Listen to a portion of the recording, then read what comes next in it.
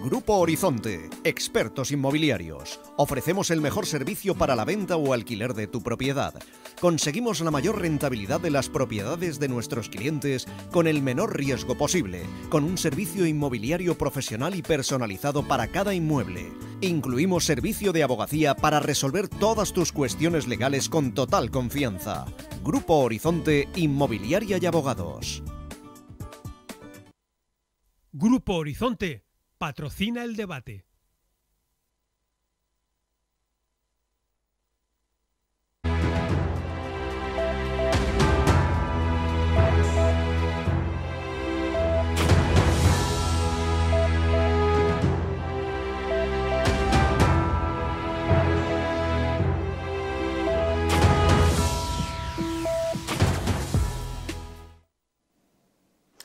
Saludos, bienvenidos una semana más a este programa El Debate. Hoy vamos a analizar un tema importantísimo, la salud mental. Y lo vamos a hacer porque hemos visto que las cifras son trágicas, las que tenemos en la Comunidad Valenciana, porque no sabemos si es desde la pandemia o qué ha ocurrido, pero las consultas de atención primaria o las urgencias hospitalarias se han llenado de personas que necesitan ayuda psicológica o psiquiátrica por los problemas mentales que han sufrido. ¿Qué está pasando? ¿Es realmente el estilo de vida el que hemos escogido en estos momentos el que nos está conduciendo a una situación que, como decimos, puede ser dramática? Pues para hablar precisamente de esos trastornos mentales, del suicidio, las depresiones y de qué tenemos que hacer para garantizar el bienestar de nuestra salud mental, que debe ser o debe de tener la misma asistencia de atención y recursos que nuestra salud física, tenemos con nosotros pues a nuestros invitados de hoy, que pasamos a presentarles. No podía faltar la directora de un centro que ya es un referente en Elche, el único centro que se ocupa de las personas y de las familias que tienen a su cargo personas con enfermedad mental.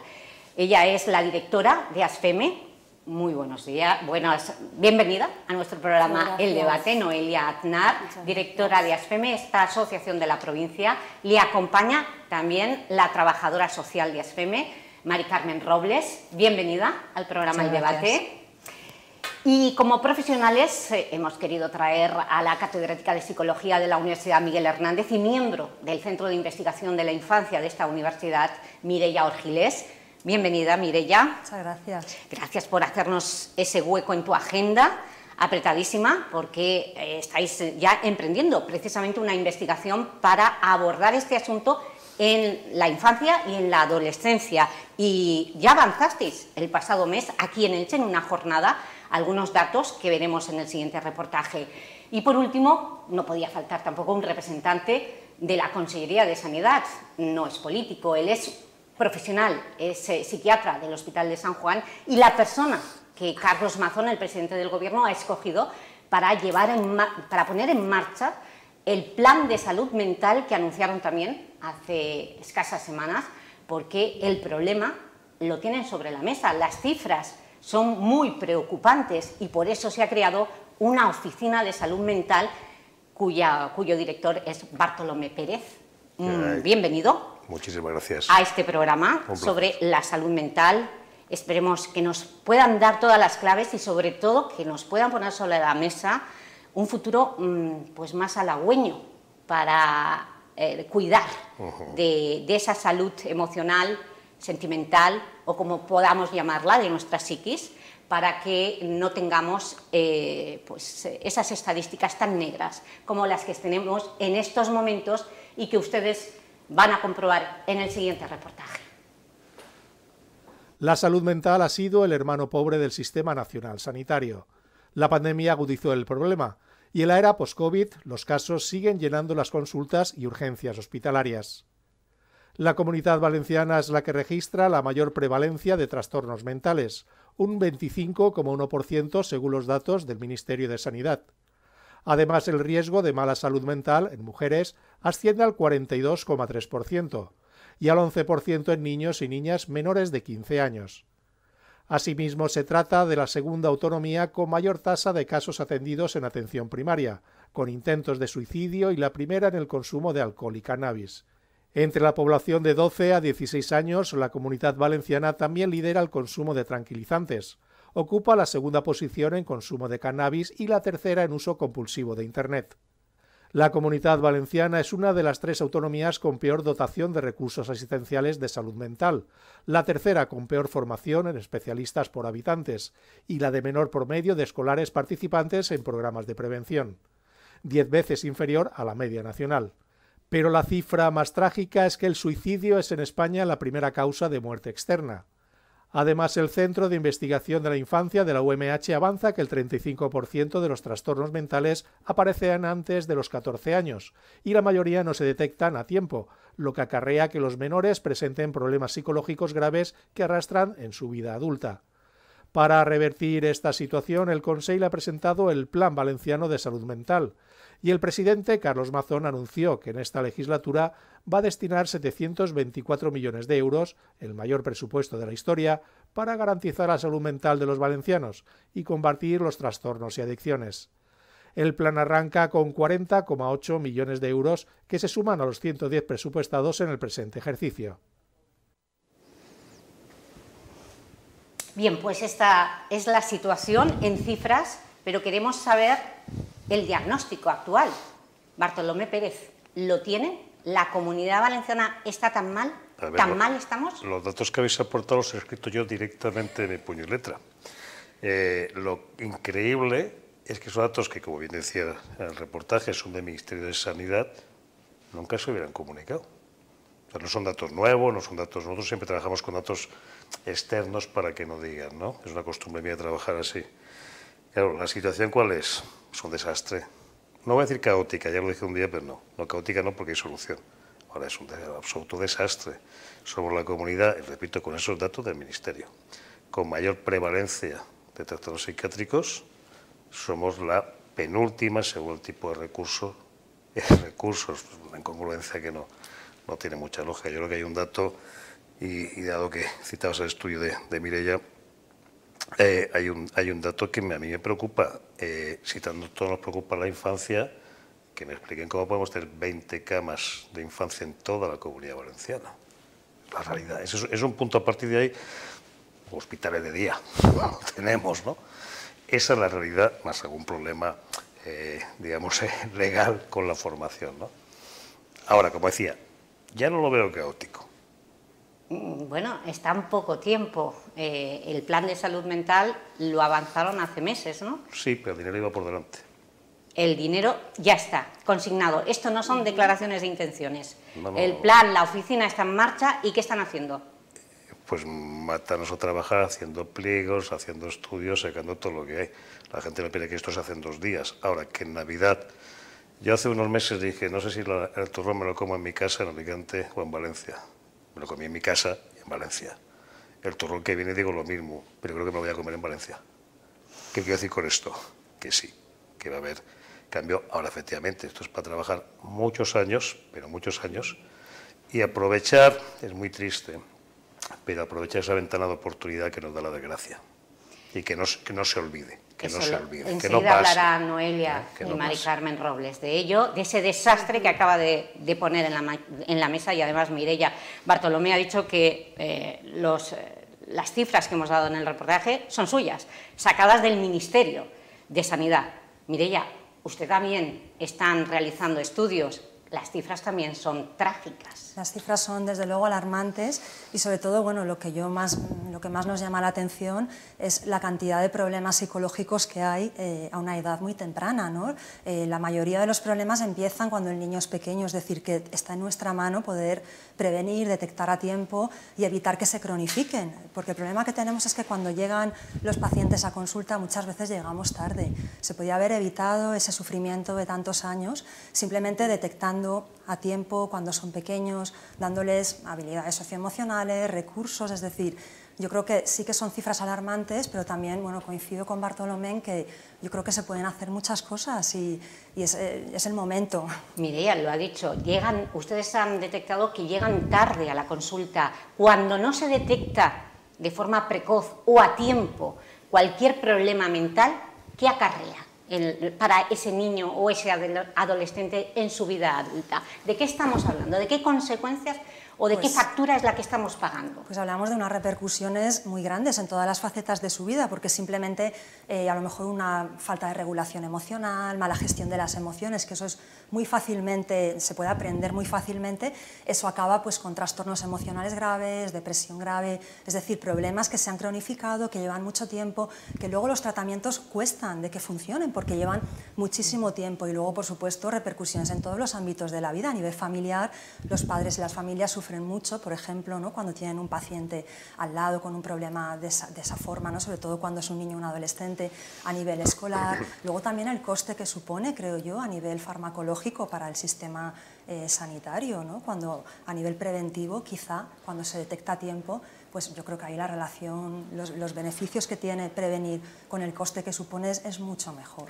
Después de escuchar a los profesionales, Noelia, Mari Carmen, sobre todo Noelia, que ha sido la voz más visible de ASFEME, ¿cuántos años ha estado quejándose desde ASFEME por la falta de recursos? Que bueno, la pandemia sí ha tenido algo positivo dentro de todo lo negativo, ha sido poner el foco en la salud mental, ¿vale? Pero es algo que viene de hace mucho tiempo atrás, esta gran carencia de recursos. Y ahora mismo, quiero decir, sí que hay un avance importante en cuanto a recursos en salud mental, pero lo hablábamos hoy también en equipo, también la dificultad, o sea, hace falta poner muchos más recursos, ¿vale? También especializar más los recursos, pero estábamos en general de acuerdo con el planteamiento del plan, ¿vale? Pero sí que es cierto que muchas de las cosas que tenemos en el sistema no funcionan de forma correcta. Y hace falta una revisión de este sistema, tanto a nivel de los recursos sanitarios. Ahí veíamos en el plan de salud mental, ¿no?, pues un poco de supervisar más y de auditar más pues, los recursos externos a la administración pública. Pero a nosotras en el trabajo diario nos llama la atención y vemos que quizás por supuesto que hay que supervisar el trabajo de los recursos externos. Y nosotros, por ejemplo, que gestionamos centros concertados con la administración pública, a nosotros el nivel de exigencia es altísimo, ¿vale?, y de supervisión. Sin embargo, vemos que con la administración pública no ocurre lo mismo.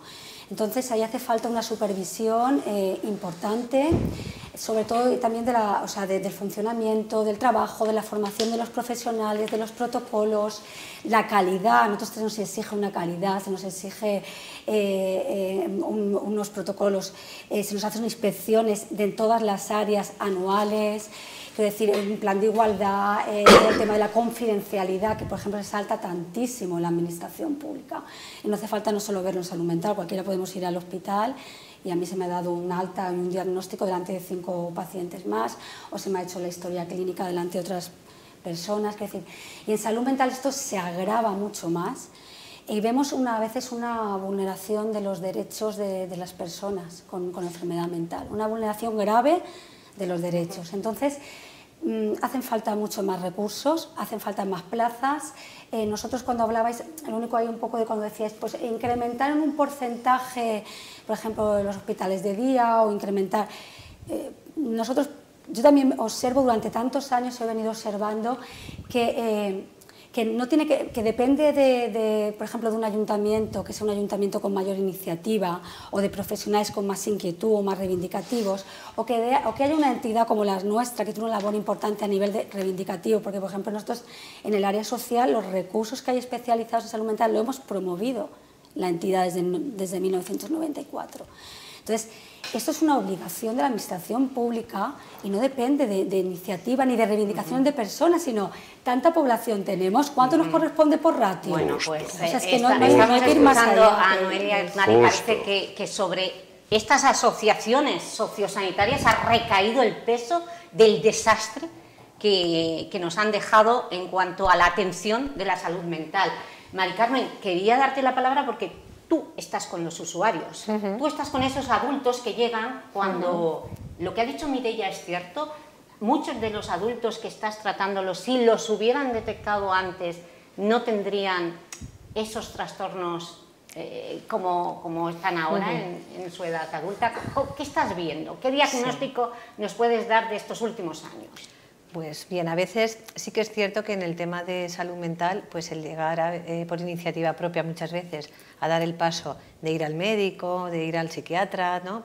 Es un tema que a veces cuesta a las personas que lo sufren. Y bueno, sí que es cierto que entre los recursos que necesitan, sí que es importante lo que hemos hablado hasta ahora de la prevención, ¿vale? Que sería muy importante, y luego mejorar la atención. Por ejemplo, pues sí que es una necesidad también importante en las personas que atendemos la atención psicológica, ¿no? Porque a veces pues eso, tienen una atención psicológica desde su unidad de salud mental, pero espaciada en el tiempo, que al final pues ellos no lo ven como una ayuda para, ¿no? para las necesidades que tienen en ese momento. Pues mira, Mari Carmen, estás hablando en nombre de esos usuarios. Nosotros hoy hemos hecho una entrevista a un padre que pues lleva años, desde que su hija era menor de edad, soportando varios intentos de suicidios de su hija.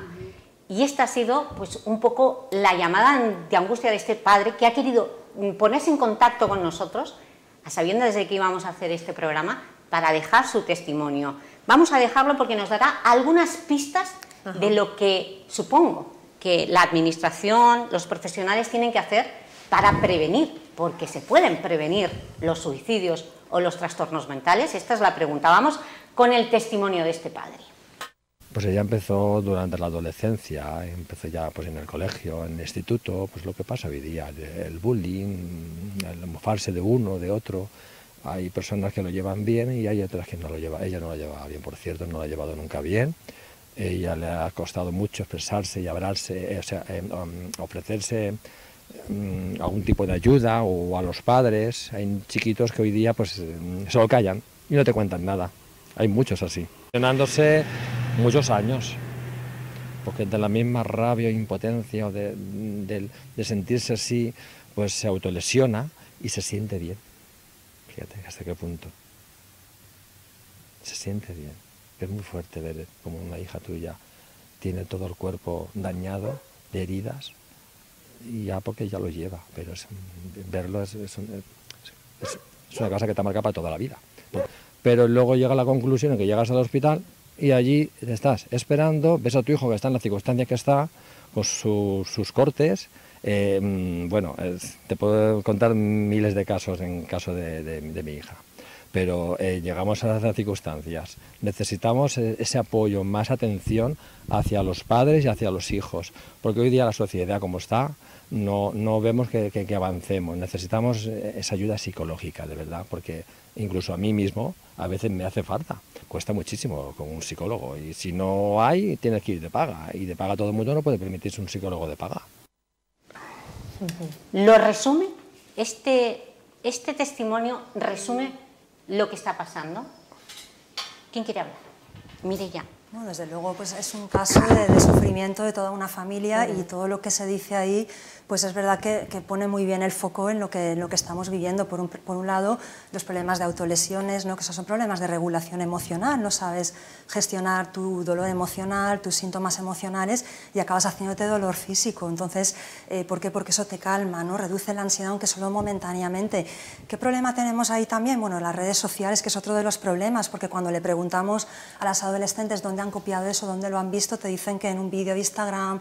Es decir, la sociedad, es verdad que, como dice este padre, ha cambiado mucho, nos ha cambiado en pocos años, y yo creo que no estamos preparados quizá en cuanto a recursos, en cuanto los estilos de crianza han cambiado, las redes sociales han influido de forma muy negativa, y al final, bueno, pues todo esto lo que desemboca es un problema, pues lamentablemente como el que este padre, ¿no?, nos cuenta. Bartolomé, como psiquiatra, no como responsable de la Oficina de Salud Mental, como psiquiatra, este padre ha dicho, no sé si ha dado con la clave, pero los niños, las niñas, los adolescentes que se encierran en sí mismos y que sufren este tipo de depresiones o trastornos, el problema está porque no se comunican, no hay una negociación con su entorno, sea ya los padres, los amigos o el profesorado.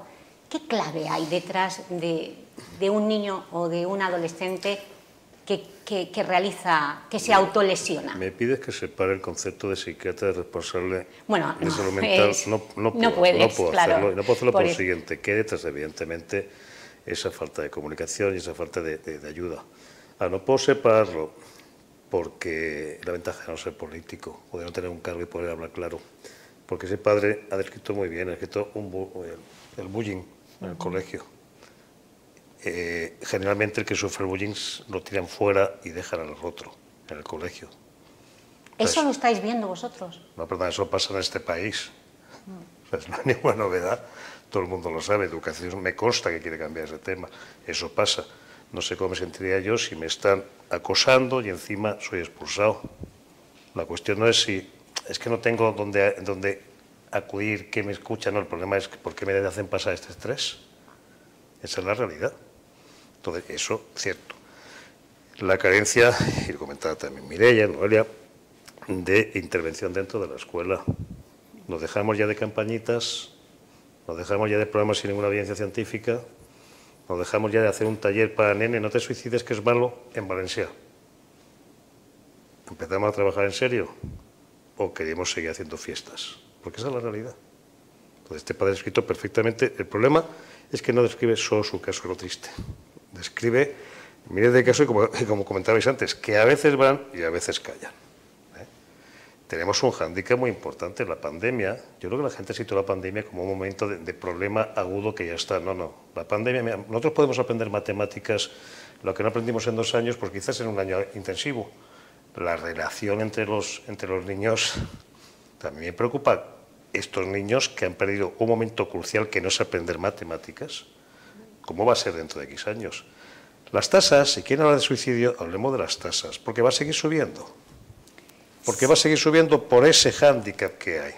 Entonces, vamos a enfocar el tema de verdad, porque si no, lamentablemente, lo que comenta este padre va a ser bárbaro. Vale. ¿Se debe hablar del suicidio? Noelia, Mari Carmen, Mireia, ¿se debe hablar del suicidio? Hasta ahora los medios de comunicación no lo hacían porque nos decían que estaba el efecto llamada. Sí. Dejamos ya eso, que puede ser ya un mito, y hablamos de suicidio. ¿Debemos hacerlo? Claro, si no hablamos de suicidio no habrá forma de abordarlo. Habrá que hablar de una forma planificada, organizado técnicamente, cómo se debe abordar, con protocolos. Quiero decir, hay que abordar el tema del suicidio, si no le estamos dando la espalda. Y estamos viendo que todo este tiempo que no se ha abordado, porque sí que es cierto que a lo mejor también los medios de comunicación, ahí tenéis una labor también importante, claro, de formarse a la hora de trasladar, quiero decir, las noticias, en todos los sentidos también, para el suicidio, para el tema del estigma, que también es fundamental, pero yo, por supuesto que si algo no hablas, no lo abordas. Habrá que abordarlo, el tema del suicidio. Sí, yo comparto lo que comenta Noelia, ¿no? Que eso hasta ahora ha sido siempre también un tema tabú, ¿no? Entre incluso las familias también. Nombrar la palabra suicidio es como que ¿no? Evitan nombrarla, ¿no? Aunque tengan esas situaciones en casa. Entonces, para poder enfrentarnos a eso y abordarlo y poner en marcha los mecanismos adecuados, pues habrá que hablar abiertamente como otro problema. Y hablar del suicidio como otro problema más es importante. Mireia, Bartolomé, como profesionales, ¿el suicidio se puede prevenir? Normalmente el suicidio es multicausal, pero claro que se puede prevenir si se detecta a tiempo lo que está pasando en una persona que no quiere morirse, lo que quiere es dejar de sufrir. Entonces, ahora mismo sí que se está normalizando más hablar de los casos de suicidio. Hay que tener cuidado cómo se habla, ¿no? Porque siempre tiene que estar vinculado a dar recursos, a si estás pensando en suicidarte, pues que sepas que se puede salir de ahí, ¿no? Es decir, no hay que dar nunca detalles de formas de suicidarte, pero claro, evidentemente es que es importante hablar del suicidio, ¿no? Y es importante, pues, sobre todo ver eso, ¿no? Que eso está vinculado a una serie de causas. Hay que ver qué está pasando, ¿no? Por la cabeza de un niño, un adolescente. Ahora mismo la tasa de suicidios en adolescentes ha aumentado muchísimo frente a años, incluso desde antes de la pandemia ya había aumentado, ¿no? Entonces, lo que está claro es que hay algo más. O sea, el suicidio se produce por algo y hay que detectar eso a tiempo para que esa persona tenga ganas de vivir, que al final es eso de lo que se trata. ¿Cuáles son las señales que nos dan? Porque dicen que el suicida es silencioso, el que quiere realmente acabar con su vida, el que no quiere, no. ¿Qué señales tenemos que tener el padre, la madre, el amigo, el familiar para evitar que una persona acabe? a veces hay señales que son muy sutiles, pero yo creo que en general cualquier problema psicológico lo que hay que tener en cuenta son cambios en la conducta. Pues un niño que de momento está más apático, que no quiere ir al cole, que no habla, que no se comunica, que está muy agresivo, que de momento tiene un apego excesivo, es decir, cualquier cambio quiere decir algo que está pasando, ¿no? Desde luego, por eso nosotros siempre pensamos que los colegios son idóneos para la detección, porque allí un profesor está viendo a un niño durante mucho tiempo y cualquier cambio lo pueden percibir. Y además allí no hay discriminación, ni por nivel socioeconómico, ni por implicación de los padres. Tú tienes allí todos los niños delante y todos pueden recibir cualquier tipo de atención, de detección, es decir, es el lugar perfecto, ¿no? Sobre todo por eso, porque tú puedes ver la evolución y ya no dependes de la implicación de la familia, de que sean padres más implicados, del nivel socioeconómico, de que puedan pagar un psicólogo, un psiquiatra o no. Allí los tienes a todos, ¿no? A la disposición con todos los recursos para poder pues, darles herramientas y que aprendan a gestionar los problemas de su vida. Pues Bartolomé, usted ha sido muy claro, lo ha dejado clarísimo. No entiende cómo se ha perdido tanto tiempo en no actuar precisamente en la escuela, en los centros educativos, para atajar este problema. El plan de salud mental, ¿qué contempla? La niña bonita precisamente es esa. Precisamente, hay muchas cosas, pero la primera y fundamental es la que está comentando Mireia. A ver, no es que no entienda ni deje de entender, esto ha sido todos los gobiernos. Entiendo el cortoplacismo. Necesito resultados. Si te metes en la escuela, tú no vas a ver los resultados. Si hace 20 años, 15 años, 10 años hubiéramos formado especialistas, hoy no tendríamos, a día de hoy, hay 10 plazas de psiquiatras vacantes y 8 psicólogos clínicos. Y la gente dice, ¿faltan psicólogos? No. La administración la administración tiene vacante. ¿Cómo voy a pelear con Hacienda para pedirle más incremento de plantilla? Que evidentemente se está haciendo y se va a ganar. Pero si no tienes, si estás formando a 22, no tienes ni siquiera para tasa de reposición. Es la realidad. Entonces, la cuestión no es por qué se ha hecho, la cuestión es, tenemos que empezar pensando no en el corto plazo. Yo no tengo que pensar, y lo lamento mucho decirlo así, en la persona que mañana, pasado siguiente, va a tener un problema. Claro que tengo que pensar en eso. Y no le comentaba cosas, por ejemplo, importantísimas que suenan este año en España. Se están violando los derechos humanos, literal. ¿Usted también? No, yo no lo digo, es que lo he puesto en el plan. Es que lo de calidad que habla del plan, ¿de qué habla? Precisamente del sello de derechos humanos de la OMS. Habrá gente que le moleste. Yo sé que eso ocurre. Sé que eso ocurre. No es generalizado, pero es puntual. Eso preocupa ahora. Debe preocuparnos sobre todo lo que mis ojos no van a ver. Debe preocuparnos lo que pase dentro de 20 años. Y para eso, si tú no introduces al personal educativo, no fomentas la escuela, que es lo fundamental, no das los medios, no haces intervenciones. Tú decías, ¿es difícil prevenir el suicidio? Hay pocos programas, pero hay programas con evidencia científica. ¿Por qué no estamos haciendo eso? ¿Por qué estamos haciendo campañitas e imagen? Hay programas de evidencia científica que dicen que sí, se puede prevenir. Hay algunos tan simples, tú sabes, como el juego del buen comportamiento con seguimientos a 15 años. Claro que los hay. El problema es que hay que dejar de leer el Lola y el Semana y leer las revistas científicas, que es lo que pasa en este país, así de claro. Y no descubrir la rueda está descubierta. Sí. Lo único es, oiga, voy a ponerla, ¿y cuál es mi éxito? Pues poner la rueda. Usted no será un descubridor, pero será un implementador. Entonces, claro que podemos hacerlo. Y de hecho el plan va en esa línea. El plan, lo único que dice es, miren, las soluciones que hay, por ejemplo, comentar porcentajes solamente hay unos, que son los de crecimiento de residentes y conservador. Sí, o decían, ¿no? De aumentar el porcentaje, el 16% de camas y de plazas de hospital. Bueno, porque somos muy conservadores. Mira, somos tan conservadores. Depende de lo que tengas ya o no tengas, claro. Mira, ya que estoy en Elche me apetece decirlo. Somos tan conservadores, aunque tenemos una forma de trabajar que va a ser nunca decir hasta que no se abra. Nunca decidas que no se abra. Hasta que no se abra. Hasta que no se abra. Porque si no, nos malacostumbramos y la gente pierde la ilusión en el tema. Se prometieron antes 380, no sé, psicólogos, pero si está formando 22 al año, ¿qué quieres? Que estemos 15 años para tenerlos. Ahora, decía, ya que estoy en Elche. Vamos a conservador, ponemos los porcentajes. En algunas cosas que a mí me preocupa especialmente, como decía, como las plazas de infantil, por ejemplo, de infantil de agudos, de hospital, ya nos estamos pasando y vamos a seguir pasándonos. En Elche, por ejemplo, va a haber una unidad. ¡Oh, qué novedad! No, oiga, es que esto es Elche. Esto es Elche. Claro, Y además, esto de hace 2 días es la capitanía de un área de salud interdepartamental. Bartolomé Noelia, no hay una unidad para tienes una en Orihuela de 8 camas, otra en Castellón de 6 camas y otra en La Fe de 6 camas. Res de res. Y de adultos 16 camas. Y de adultos 16 camas. Ya está. ¿De qué hablamos, Bartolomé? Claro, entonces esa es la realidad. Ahora, una realidad que ya vamos a dejarnos al pasado. También vamos a hacer las cosas claras. Vamos a preocuparnos de lo que hay ahora. Claro, Digo el pasado solamente para ser conscientes que mañana no lo vamos a tener. Oiga, aprendan un poquito de gestión presupuestaria y sepan lo que cuesta. Pero ya está bien el pasado. La cuestión es, vamos para adelante. Yo suelo decir siempre que hasta el 27, por favor, dejen trabajar. Y en el 27, ala, vayan a votar, que eso es muy divertido. Pero hasta el 27 vamos a trabajar. No, pero usted ha anunciado por lo menos un recurso en Elche, una unidad. No, hay bastante más cosas, pero les repito, nada hasta que no se vea. Lo comento porque ya que estoy, que el doctor Rico... Pero puede darme plazos, pero puede darme plazos para esa unidad de infancia.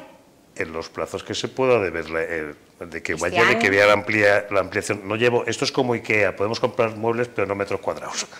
Entonces, el plazo va a ser en breve. Pero los plazos no se dicen hasta que no se abra. Ya estamos cansados de promesas. Bien.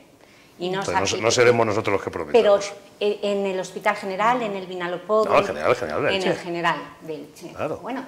Vinalopó debe preocuparse de dar el servicio que le corresponda. Y Elche es nuestra preocupación porque es parte de nosotros, ¿no?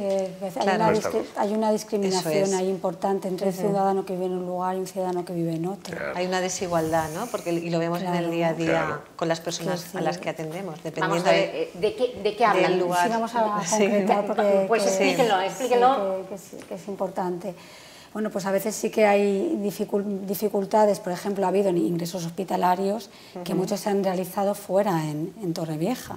Entonces las familias se han visto obligadas a desplazarse a Torrevieja, la persona, quiero decir, cuando tienen que ingresar en Elche, quiero decir, tendría que tener su unidad de hospitalización psiquiátrica, no tener que trasladarte fuera de la localidad. ¿Y por qué se han trasladado a Torrevieja? Porque el Vinalopó no tiene unidad de hospitalización psiquiátrica, en su día cuando se abrió fue el acuerdo.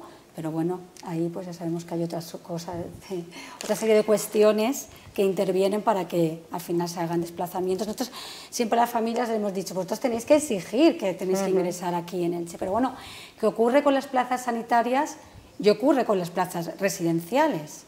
Quiero decir que yo digo, es que me veo la documentación, es que a mí me encanta toda la documentación, toda la legislación y toda la normativa, porque es que lo sabemos todo y está todo escrito. O sea, poco más podemos ahí innovar, sí, que ese modelo centrado a la persona, que al final es un modelo comunitario que ya hace 20 y pico años, pero ¿y las personas que están en una residencia, que son de Elche y están en Valencia, en un geriátrico? Y si no levanta la entidad a la mano y dice, oye, por favor, que lleva ya desde 2020, que vale que ingresara en un momento que no había, pero es que estamos ya 3 años después. Con trastorno mental ingresados en un geriátrico de Valencia. Sí, claro. En lugar de la residencia que hay aquí, que gestiona ASFEME. Y estaría próximo a su familia. ASFEME no da abasto. No, quiero decir, vamos a ver, ASFEME son plazas públicas, es un centro concertado con la administración pública. Nosotros trabajamos con las personas que son derivadas. ¿Cuántas plazas tienen? Tienen 40 plazas de residencia, 20 de centro de día y 12 de vivienda tutelada. Y 16 camas en la unidad psiquiátrica. Bueno, eso es competencia de sanidad. De sanidad. Competencia, pero que mira, bueno. Ahora que comentar eso, cosas curiosas hemos encontrado aquí hace 2 años. Hemos encontrado derivaciones a privadas de pacientes que llevan 10 años todavía. No estoy diciendo ingresados, recibiendo tratamiento en privado cuando quizás el vecino del cuarto desconocía que había esas posibilidades por debajo. ¿Favoritismos? No, desmadre. Es lo que estás comentando. Es que falta de planificación. Entonces simplemente es, vamos a organizar las cosas, vamos a hacerlas bien y ya está.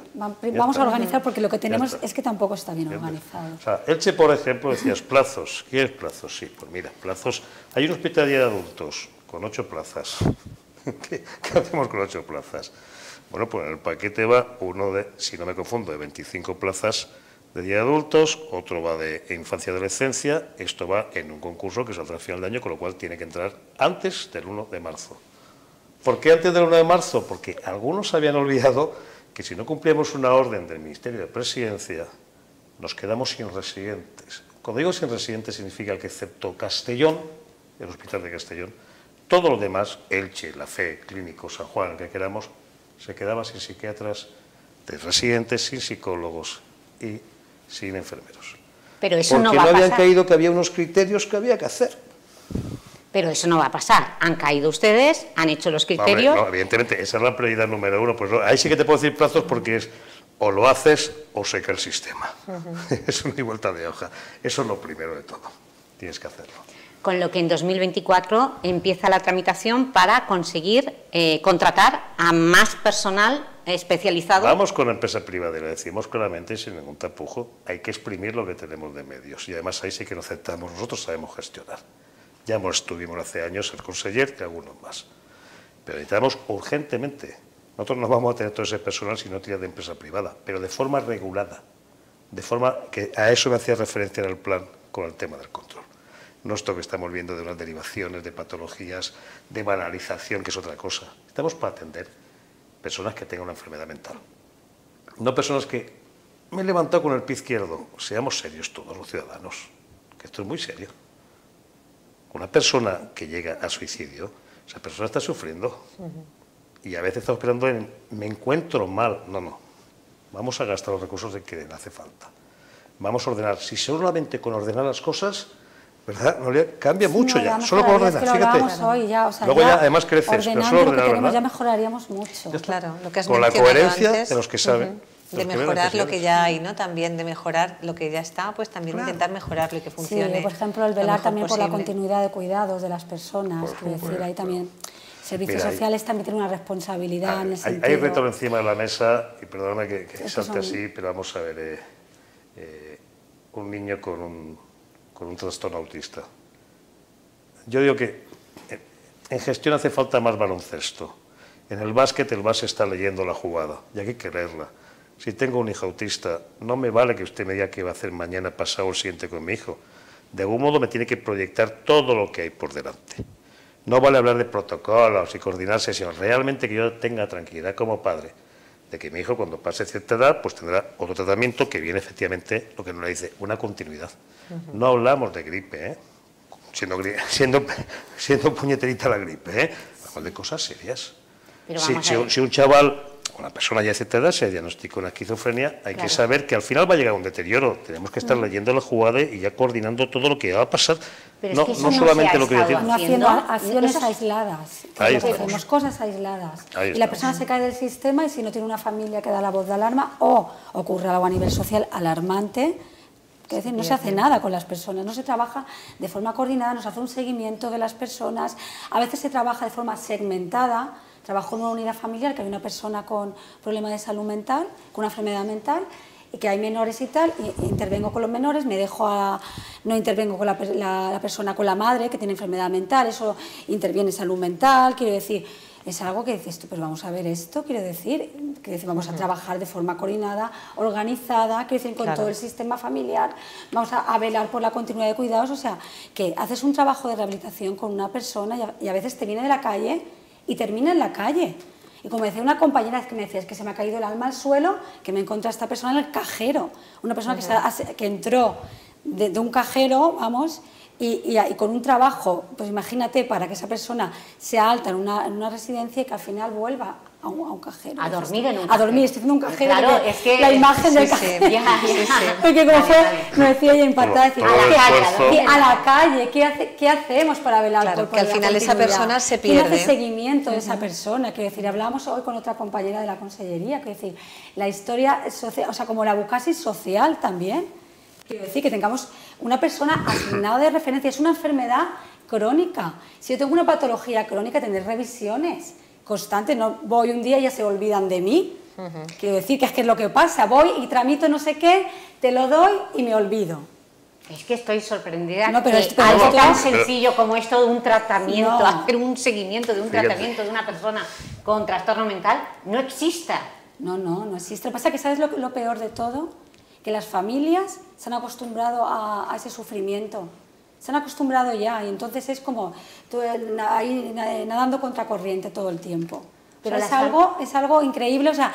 Pero las familias con rentas altas, este problema no lo tienen. Es que al final el problema es tan grave que aunque tengas una renta alta puedes un poco pelear, pero no se soluciona porque es de tanta magnitud el problema de una patología mental grave.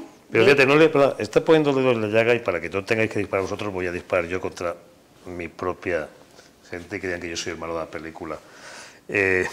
También los profesionales a los que siempre hay que reconocer, pero el enfoque posiblemente por la formación se ha perdido. Fíjate, volviendo, porque no están bien formados. Posiblemente, ciertos matices, cuidado. Me dirán, yo sé mucho, yo lo que estaba apuntando, ¿no? Farmacología y tal, estupendo. Pero hay que pensar todos los que trabajamos en salud mental, lo que significa que mañana te digan que tu hijo, tu hija, tu hermano, tu hermana tiene una esquizofrenia. Ese duelo no lo vas a recibir. La emoción expresada no se va a trabajar. Dígame quién trabaja como norma, es que es como tomar la tensión para un médico, debería ser. Con lo que implica, claro. Ese planteamiento de continuidad muchas veces efectivamente se queda, es triste decirlo, pero es que es así. Se queda que si consigo un antipsicótico de larga duración, pues ya mientras esté estable ya está. Hemos llegado a un momento del programa en el que mi conclusión es que está todo por hacer. No, está mucho Bueno, ya veremos. Después de la publicidad, vamos a dar unos segundos a la publicidad, volvemos a ver qué es lo que queda por hacer. En unos segundos regresamos. Grupo Horizonte, expertos inmobiliarios. Ofrecemos el mejor servicio para la venta o alquiler de tu propiedad.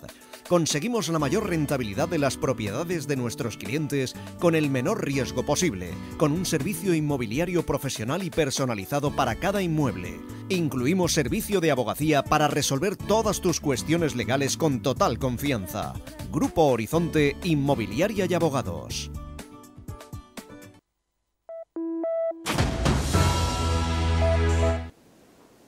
Bien, pues volvemos otra vez al debate después de esta pausa publicitaria. Estábamos hablando del plan de salud mental, del que se ha puesto en marcha ya en esta legislatura por parte del Gobierno valenciano para abordar el tema de la salud mental, porque hay que encajarla en el Sistema Nacional Sanitario, porque hasta ahora, por lo que han comentado nuestros invitados, tanto el psiquiatra, que es el responsable de llevar a cabo este plan de salud mental escogido por el Gobierno valenciano, como por la directora de ASFEME, de la Asociación de Enfermos Mentales de la provincia, hasta ahora poco se ha hecho. Hay recursos, pocos, y los que hay una descoordinación total, es lo que estaban poniendo, y están de acuerdo en ello. Pues vamos a abrimos un paréntesis a esta altura del debate, para dar paso a la catedrática de Psicología y miembro del Centro de Investigación de la Infancia de la Universidad Miguel Hernández, Mireia Orgiles, porque ustedes presentaron hace poco ese avance del estudio, van a realizar un estudio, una encuesta nacional con miles de casos de niños y adolescentes para diagnosticar cómo está nuestra adolescencia y nuestra infancia en España. Esto es importante porque, claro, de los resultados que se aborden en ese estudio se definirá mejor o se acertará más en las políticas o en las medidas a adoptar desde la Oficina de Salud Mental, desde la oficina de Bartolomé Pérez. Así que no solamente nuestros telespectadores están esperando el por qué y qué conclusiones son las que ustedes avanzaron en este estudio que han realizado, Mireia, sino que también Bartolomé. Estamos llevando a cabo un estudio a nivel nacional, porque es verdad que todo lo que hay, estudios sobre cuál es el estado, ¿no?, emocional, el estado de salud mental en España, está todo muy fraccionado, son estudios muy poco rigurosos y realmente hace falta saber cómo están niños y jóvenes. Es un estudio de 6 a 18 años para poder luego también guiar las intervenciones, ¿no? Nosotros hasta el momento vamos además a llevar a cabo 3 evaluaciones, hemos empezado con la primera, también con el objetivo de hacer una trayectoria de los síntomas, es decir, qué está pasando, estos síntomas o estos problemas aumentan, disminuyen, de qué depende, qué factores de riesgo hay, qué factores de protección. Y eso es lo que nos va a permitir siempre, ¿no?, pues encauzar muy bien lo que son las intervenciones. Nosotros siempre apostamos, desde luego, pues como comentábamos antes, hay técnicas psicológicas psicológicas que funcionan muy bien, hay procedimientos de evaluación que son muy buenos, pero tenemos que trasladarlos siempre al campo aplicado, ¿no? Y el estudio que estamos llevando a cabo desde luego empieza por ahí, ¿no? Como a nivel epidemiológico, ver cuál es la fotografía, y luego también queremos dar un paso más, ¿no? Con el objetivo también pues, de ver entonces cuál es el foco, qué es lo que tenemos que hacer.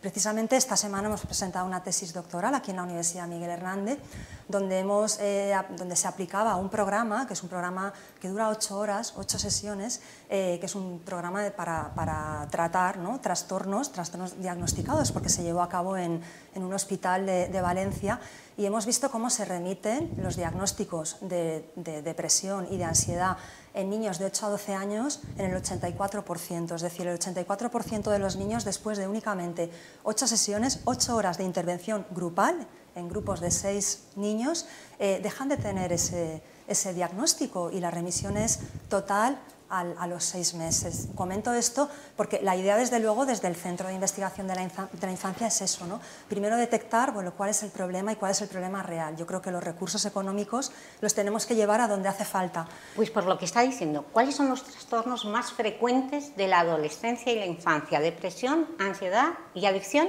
a las tecnologías? Sobre todo lo que hemos visto son problemas de ansiedad, que además tienen un inicio ahora a los 6 años, es decir, un niño de 6 años es la edad media de inicio, y a los 13 años la depresión. O sea, son trastornos que empiezan muy pronto, por eso digo que es que hay que abordarlos desde el principio. No Pero ¿cómo esperar. sabemos que un niño de 6 años tiene ansiedad? ¿Cómo se sabe? Pues se nota ya pues, que está muy preocupado, que evita ir al colegio, que se le nota que no se relaciona bien con los demás, es decir, hay muchos síntomas que indican, y luego, bueno, pruebas con propiedades psicométricas, es decir, rigurosas, que nos indican que un niño ya a partir de los 6 años, esto nos lo dicen los estudios científicos. ¿Y qué han hecho ustedes con esas 8 terapias, esas 8 sesiones grupales, pues, que han remitido en un 80% esos trastornos? Pues simplemente les hemos enseñado a gestionar sus emociones, a saber lo que tienen que hacer cuando se sienten tristes, a saber manejar los problemas de la vida, y luego también, pues, por ejemplo, a resolver problemas pues, que puedan surgir, ¿no?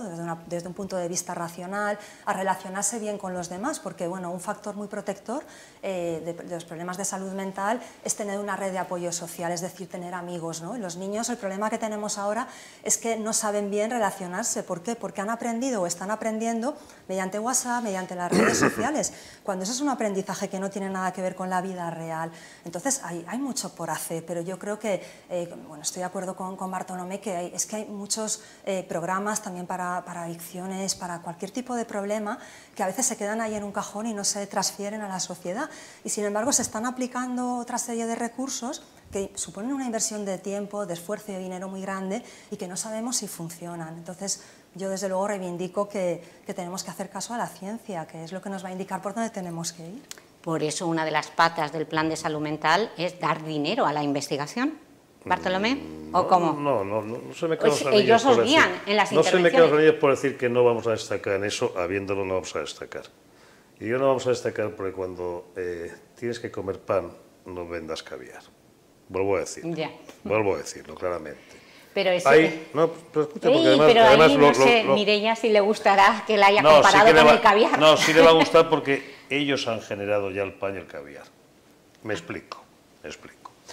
Cuando no tienes en la escuela, lo he dicho ahora mismo con toda razón, mucho esfuerzo que a veces se queda ahí. Cuando tú haces ese esfuerzo, y imagino que estáis hablando del programa que tenéis, ¿verdad? Bien, lo que hace falta es ese esfuerzo que ha demostrado ser serio, rigurosamente evaluado, con resultados, pues no solamente la tesis, las publicaciones que habéis hecho al respecto. Ahora, yo creo que cualquier investigador lo que le hace ilusión es, oiga, que eso luego se vea en la sociedad y se ponga en práctica. Sí. Vamos a ser muy humildes, Si ya tenemos la investigación hecha, pongámosla en práctica. ¿Cómo la pongo en práctica? Hay 550.000 alumnos y alumnas entre 6 y 16 años. Nosotros no hacemos programas de 10.000, 15.000 ni 1.000. Aquí hay que ser universal, todos. De Vinaroz hasta Orihuela, de Requena hasta Delia. Bueno, hace falta implementar eso.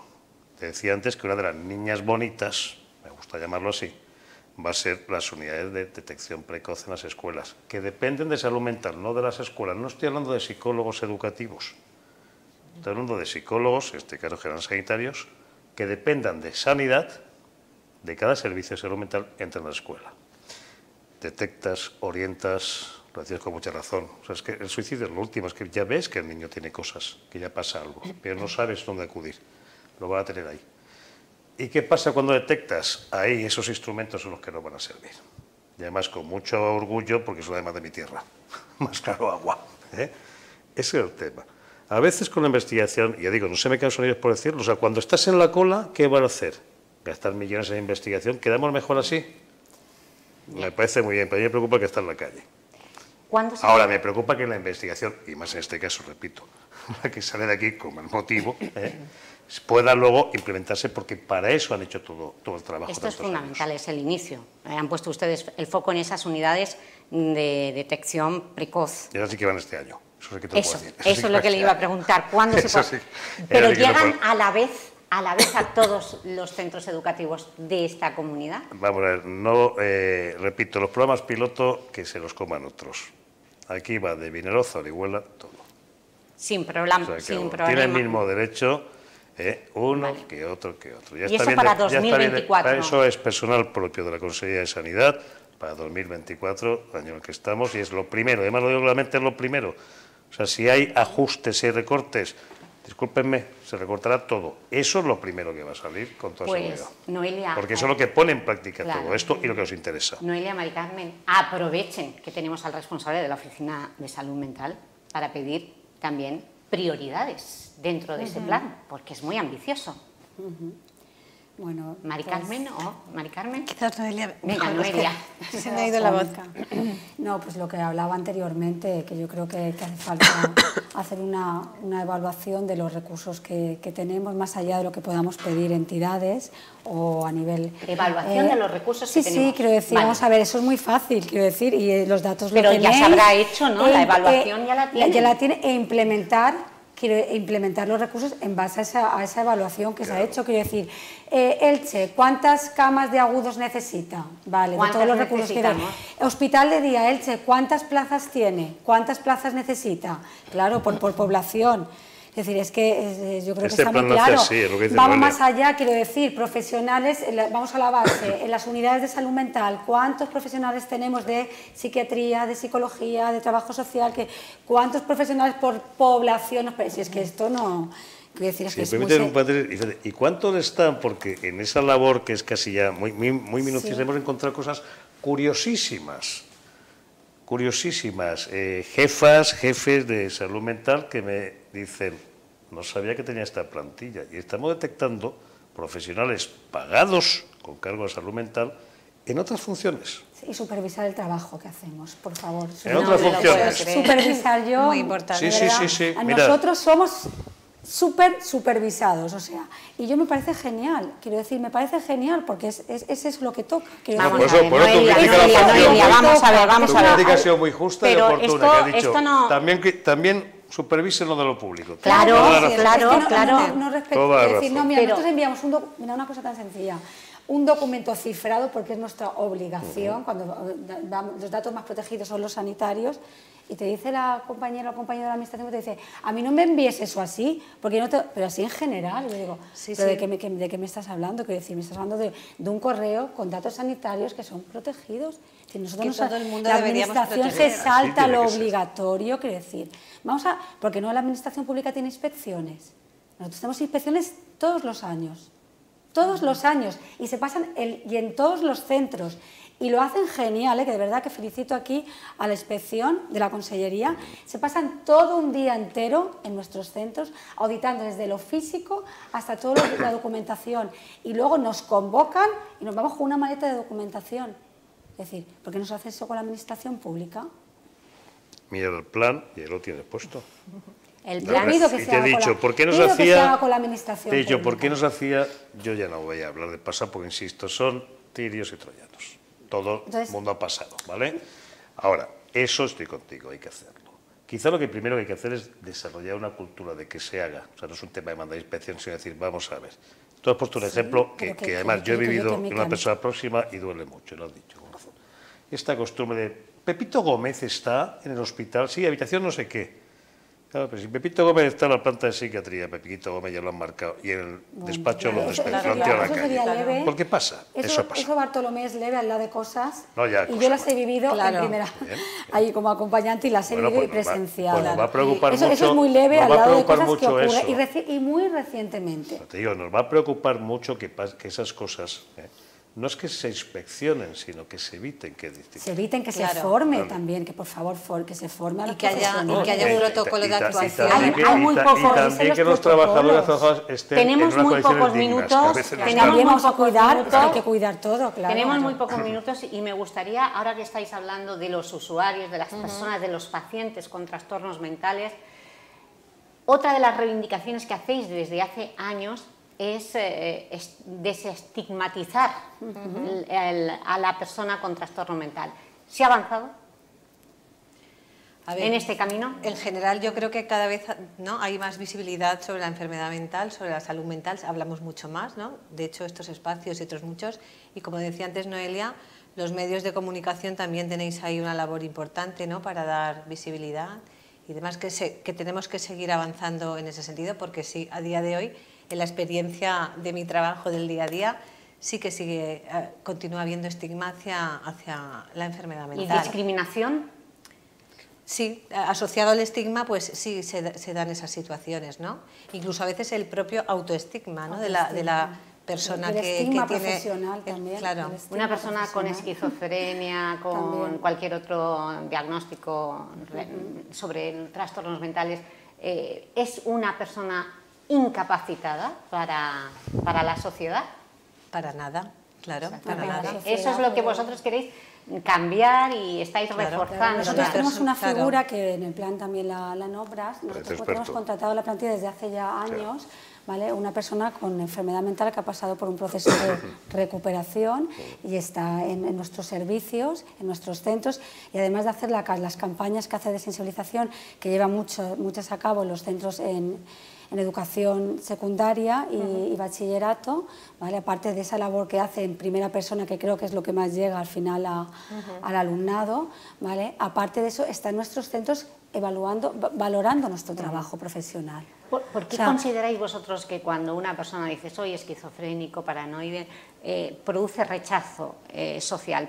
¿Todavía sigue produciendo rechazo social? Yo creo que por las connotaciones que tiene, por cómo se ha vinculado, ¿no?, esa enfermedad, pues se ha vinculado, yo que sé, a conceptos que son como muy negativos. Pero es verdad que afortunadamente ahora mismo, pues yo creo que ese estigma está cada vez menor. Quizá en el tema de las adicciones y en trastornos mentales graves sigue estando, ¿no? Pero, por ejemplo, yo sí que veo ahora adolescentes que vienen al psicólogo y vienen por iniciativa propia y lo comentan y no se resisten. Yo creo que afortunadamente hemos avanzado mucho. Queda, pero... ¿Y qué causas hay? ¿Qué factores de riesgo? En esa población sí. Se ha normalizado ir al psicólogo, la psicóloga lo ven como bien. Como el adulto y la persona. Pero la población con enfermedad mental grave todavía sigue sufriendo un estigma y muy importante. Y a la vez no es lo mismo decir tengo esquizofrenia, ¿no?, que tengo ansiedad o tengo depresión. Hay una diferenciación ahí, ¿no?, que genera. Hay mil motivos de estigma y efectivamente tardará mucho. Yo le voy a pedir una cosa a los medios, que saquéis, no digo a este, en general, cuando un esquizofrénico ataque a una persona no próxima. No van a encontrar noticias. ¿Por qué digo esto? ¿Qué es lo que, dónde hay que, digamos, uno de los principales componentes del estigma es el miedo a esa persona? ¿Por qué tengo el miedo? Porque he leído en la prensa que el esquizofrénico ha matado a su madre, a su hermano, a tal. Claro, nadie les ha explicado, en primer lugar, la agresividad se muestra hacia la persona próxima. A mí me preocuparía si una persona esquizofrénica fuera por la calle contra los demás. Eso no existe. Eso no existe. Y en vez de permitir, de verdad, igual meto la pata por el ejemplo, pero en este país que la cogemos ya con papel de fumar. Al final es como un gato. El gato que es mimoso, tú al gato lo miras fijamente y ¿qué pasa? El gato te salta. ¿Por qué? Porque se percibe. Es un tema además de la amígdala, es un tema cerebral. Si yo percibo hostilidad, yo salto. Pero la persona esquizofrénica no es así. El problema es que la hemos dibujado así. Ni tampoco son premios Nobel todos, como algunos piensan. Pero, por supuesto, no son en absoluto agresivos. Por lo general, mayor sensibilidad, mayor empatía, y que el resto de la población así normalizada. Y que como quedan pocos minutos, simbolicemos las anécdotas y como quedan pocos minutos y tenemos a los profesionales aquí, ¿qué producen los trastornos mentales? Hemos visto en el reportaje que somos la comunidad autonómica con mayor prevalencia de trastornos mentales, pero también estamos por delante en el consumo de alcohol, cannabis y uso compulsivo de Internet. ¿Son esos factores los que desencadenan los trastornos mentales? Mira, a ver, ahí hay datos que pueden tener sus fallos, porque el registro son personas reales, pero es que en este país, ya digo, cualquiera dice que está deprimido y no hay que ir a trabajar, lo digo así de claro, Lo digo así de claro. O sea, que tenéis las consultas llenas de trabajadores. Me cuesta creer que estamos fatal, evidentemente, pero posiblemente por la falta de atención, por el retraso en atención que comentaban antes. No tenemos las condiciones que puede tener Suecia, que por lógica tienen que tener más problemas. El consumo de sustancias, evidentemente. Se ha dejado factor bastante, de riesgo. se ha banalizado muchísimo. El tema del cannabis en los adolescentes es una banalización absoluta. Una cosa es el derecho que puede tener cualquiera a hacer lo que quiera con su vida y consumir, y otra cosa es que debemos intentar, cuando menos, retrasar ese inicio, porque el cerebro no está todavía maduro, la parte frontal no está madura. O sea, la marihuana es contraproducente para la salud mental. No, lo contraproducente es las personas que la defienden. Que la quieren legalizar. Sí. No es un tema legalizado, no, es un tema de dificultad del acceso. La marihuana, evidentemente, o el cannabis en general, el daño que produce esta tierra es brutal, y el que no seguirá, porque el daño cognitivo que se genera ya lo vas a tener. Es brutal también. No, evidentemente.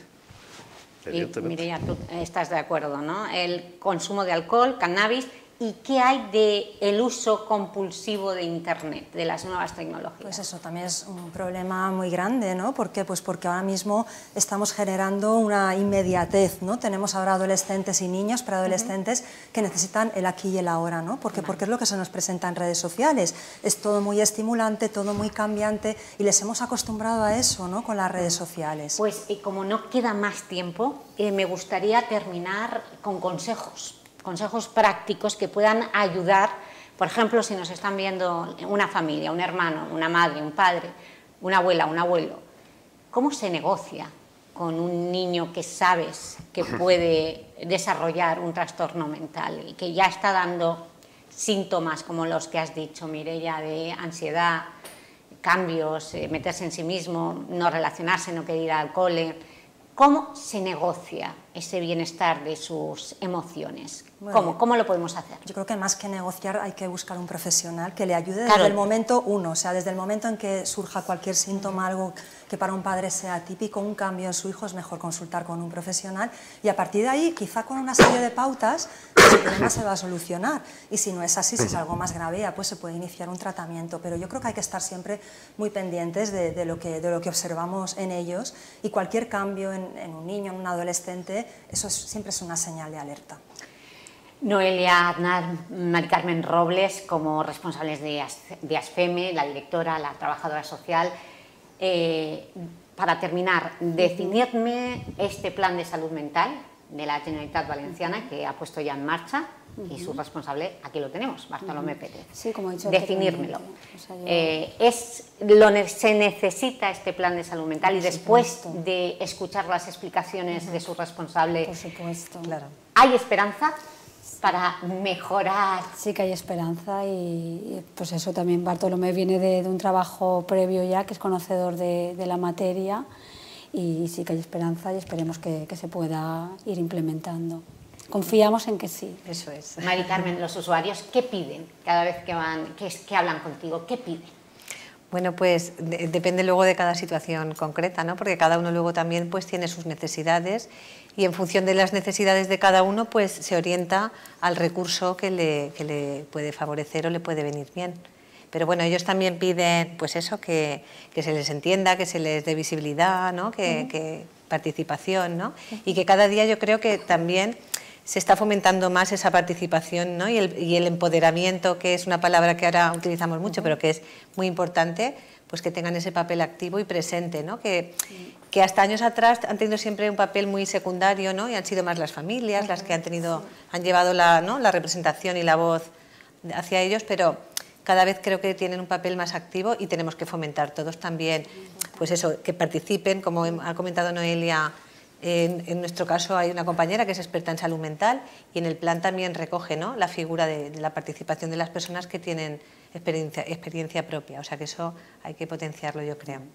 Bueno, pues Bartolomé Pérez, con usted terminamos. ¿Qué sociedad es la que se necesita para conseguir ese equilibrio? Porque aquí hemos estado hablando de los recursos, de la formación, de las unidades, de las ampliaciones de plaza, etcétera, pero ¿qué me dice de la sociedad? ¿Qué necesitan los psiquiatras? ¿Cómo debe ser nuestra sociedad? Debemos reflexionar, usted lo ha apuntado, menos leer el Hola, revistas banales y programas, supongo que basura. No, lean, sí. Que lean, pero que también lean las investigaciones, el rigor científico, que no lo olviden, sobre todo si quieren tratar a sus hijos y a sus hijas. Pero ¿qué sociedad cree usted que debe ser? Mi opinión de la sociedad que haga falta no vale nada, ni la voy a ver en mi vida, ni tú ni nadie. Ahora, el consejo a la gente sí es prioricen las cosas, porque ahora quizás más de uno se está dando cuenta que esto que no le venía, que todo era esquizofrenia, trastorno bipolar, ese X% pequeñito pero gravísimo, ya se dan cuenta que les pasa, ya se dan cuenta que no quiero verlo, y lo que Mireia decía, pida ayuda. Porque cuando pide la ayuda tarde, entonces el problema lo tiene más grave. Pero es que en este programa hemos visto que la ayuda es privada, que la sanidad pública no hay tanta. Mira una cosa histórica de la salud mental en el mundo ha sido precisamente que por el estigma, por tragártelo en casa, no se ha generado esa demanda.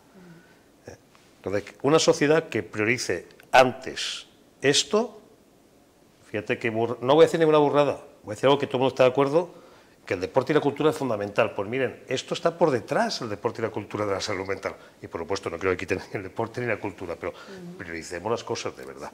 No tenemos que decir que hay que quitar, sino que el ciudadano se dé cuenta que primero quiero esto y luego, primero quiero pan y luego quiero el caviar. Y no la política en general, ¿no?, de pan y circo tan típica. Bueno, Bartolomé, tengo que decirle que después de su análisis, primero que ha dicho que esto es un desastre, por cómo se ha gestionado la asistencia. Pero ahora toca gestionar, dejémonos ya el pasado. Efectivamente. Por lo menos hemos comprobado que al menos este gobierno valenciano ha destinado un presupuesto abultadísimo para el plan de salud mental, que seguro que se quedará corto.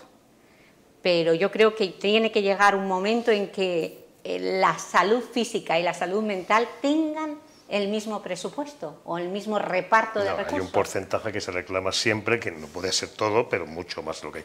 Pero yo, para acabar y no liar con eso, yo pido a la gente que no lo mida en presupuesto. Para eso están los diputados, las diputadas que solamente miden de ese modo. Que mida en resultados. Que mida en que si Elche tiene hospitales de día, pues mire, costará 5 o 6, los tiene y tiene tantas plazas, eso es lo que queremos. Porque yo no sé medir el presupuesto. Si te digo 40 millones, 100 millones, uno piensa en su economía. Pues, eso es mucho poco. Pues hoy hemos medido... Que lo veamos en resultados. Hoy hemos medido las necesidades en Elche, Noelia las ha puesto sobre la mesa y esperemos que lleguen a través de su oficina, Bartolomé Pérez. Gracias Mireia Orgilés, sobre todo por esa labor científica que están desarrollando y que es fundamental para guiar a los profesionales y acierten en los tratamientos que esperemos que tengan ya esa continuidad y esa coordinación que han reclamado los centros como ASFEME, que son los que trabajan con las enfermedades mentales. Gracias, Mari Carmen Robles, trabajadora social, y Noelia Aznar, directora de ASFEME. Y a todos ustedes también, muchas gracias por la atención que nos han prestado. La próxima semana volveremos con otro tiempo de debate.